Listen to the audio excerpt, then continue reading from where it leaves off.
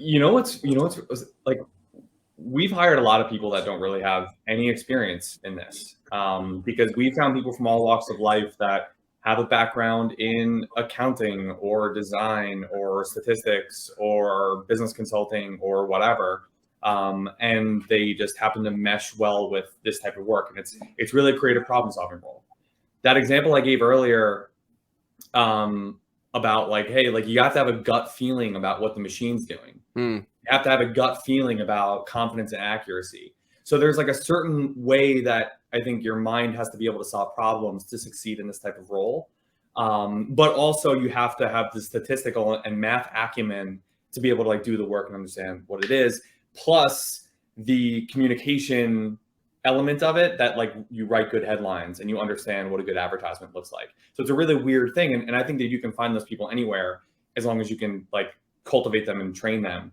The interesting thing is it's harder, I think, now to get somebody to learn the material. It was easier when it was all manual. Like I love now. So we don't just exclusively take on larger clients. We take on clients of all different sizes. And on a smaller client, or I guess a larger client is more likely going to be sophisticated. Like they're more likely to come to us already having data-driven attribution, already having sophisticated conversion tracking, and already being like opted into PMAX. But a smaller client is like still likely to be on manual bidding. And I think it's so valuable for somebody to be able to learn how Google Ads works and then teach them machine learning after they know manual bidding and traditional account structure and SCAGs and all that stuff. Because it's just easier to be like, hey, look, search query is a signal, but there's like millions of other signals that Google layers on top of it. But think about it for a second, that like for 15 years, all we did was look at search query as the signal. And now you can understand, oh, PMAX is that times like 3 million. And I think that that's really something that helps people learn. And we kind of built that into, we sort of simulated at this point with newer employees. We kind of train them to think in the same way that we were training people 10 years ago. We're doing that now and then layering the automation piece on top of it. That's really brilliant. It's if a machine's going to do your job, you have to know the job the machine is doing. Yeah. So don't hire somebody to serve the machine. Hire somebody who knows how to do the job, and then monitor the machine. We're having a why, like if you're pre-med, you're going to learn organic chemistry. You're never going to have to know carbon compounds or whatever, but like that's the same principle. It's like you really have to know the basics of how like these things work so that you have a strong foundation that you can build on top of. Yeah, that's well stated.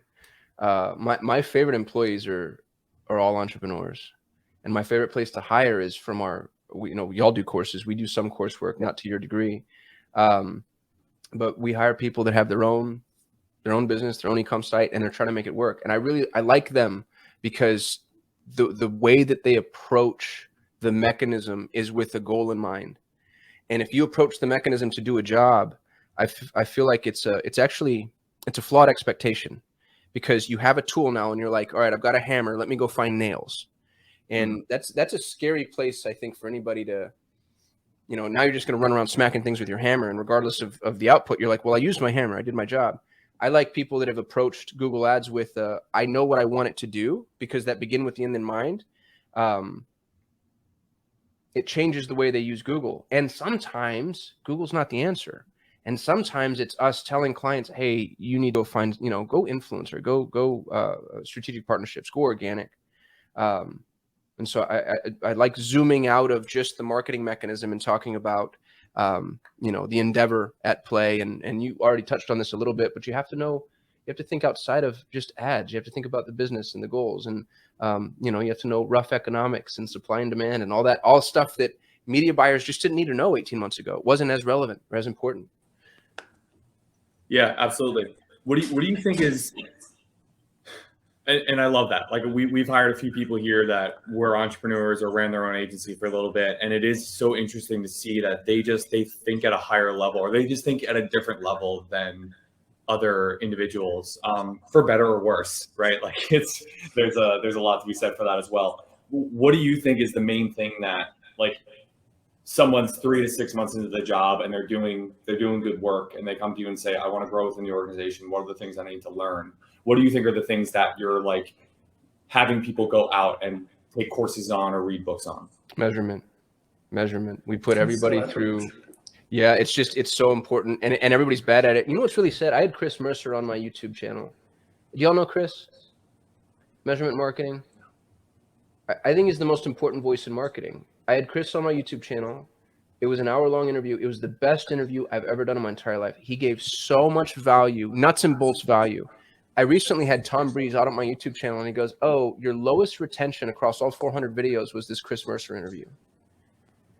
It was the best content ever, but people are repelled by the topic. They're repelled by measurement. They don't want to do it.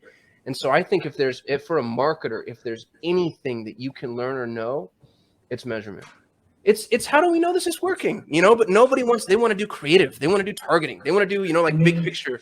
Go measurement is technical, right? I mean, you get into having to set up Google Tag Manager right. and figuring out how to write some JavaScript. So I can see where people are hesitant to go down that path, but maybe that's what we should be hiring more of them, right? Based on what you're saying.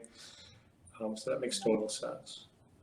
I think it's fascinating that you said that that's your lowest retention. That's so that's the crux of the content marketing problem is the best content is and I remember seeing this years ago that HubSpot's #1 blog of all time is just titled how to do Microsoft Excel.